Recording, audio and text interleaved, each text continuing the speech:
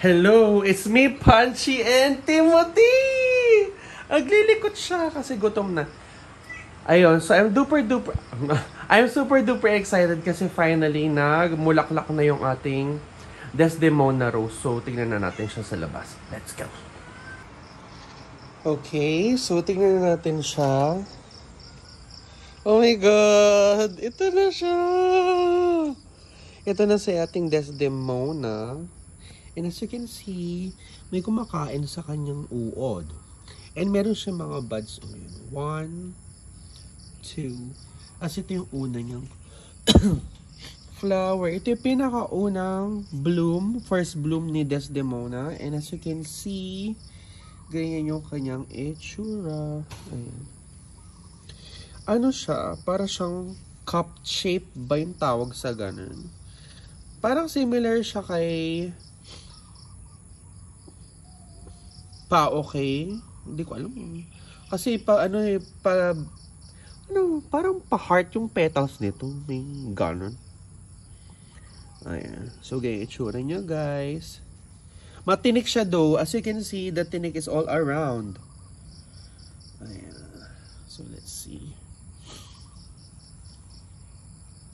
So, ganito yung first bloom ni Desdemona.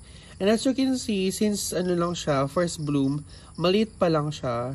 Pero sabi nung seller, as long as tumanggal na siya or tumanda, eventually, lalaki rin yung bloom niya. Ayan. So, ganyan.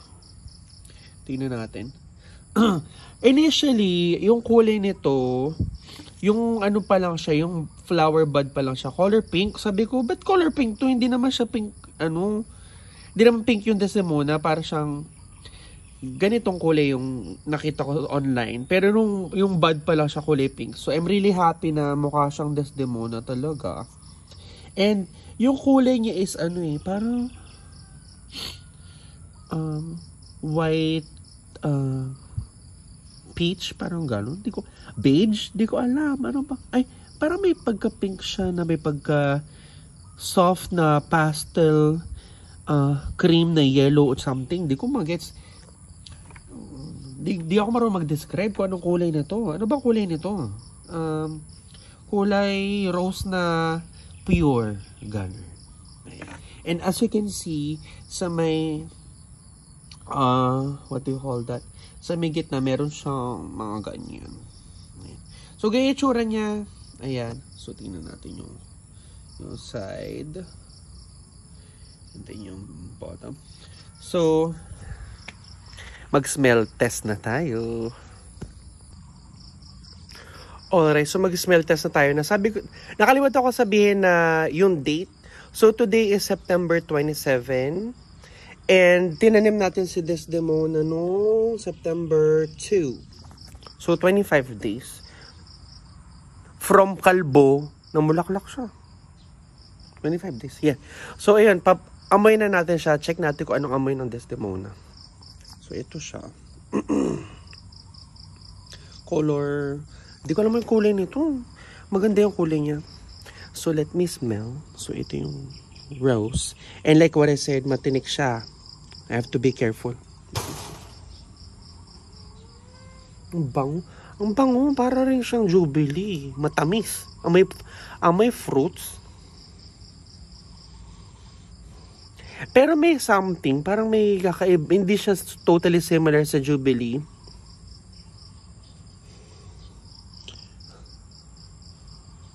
Matamis siya.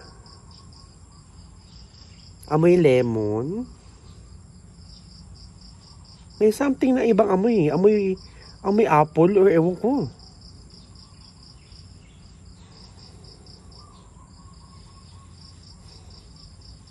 Mabango rin siya.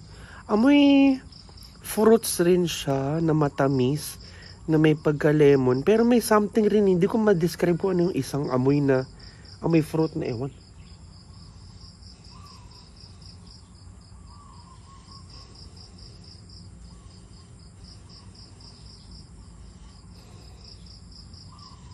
Hindi ko ma-describe talaga. Mabango siya, pero hindi siya totally similar sa Jubilee.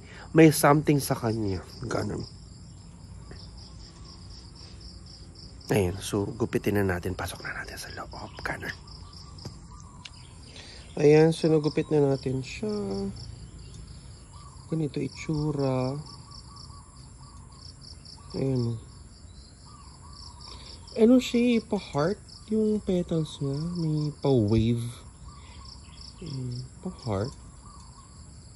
Cup shape yata ang tawag sa ganun. Ganyan yung kulay niya. Di ko mawari. May pagka-yellow na may pagka-beige na may pagka-peach ito. Pero maganda yung kulay niya, ha? Ayan. Ayan. Nabango siya. Hindi ko alam kung anong tawag siya. Basta matamis siya. Amoy fruits na. Amoy lemon. Ay, yung anak ko. Yan, pasok na natin siya sa loob. Mabango siya. I like the color though. Kakaiba yung kulay niya, ha? May pagka-pink rin. Ay, anak! Ay. Ito na. Tudun. Ay, namatay isda. Akala ko namatay isda. Gagi, natutulog yung isda.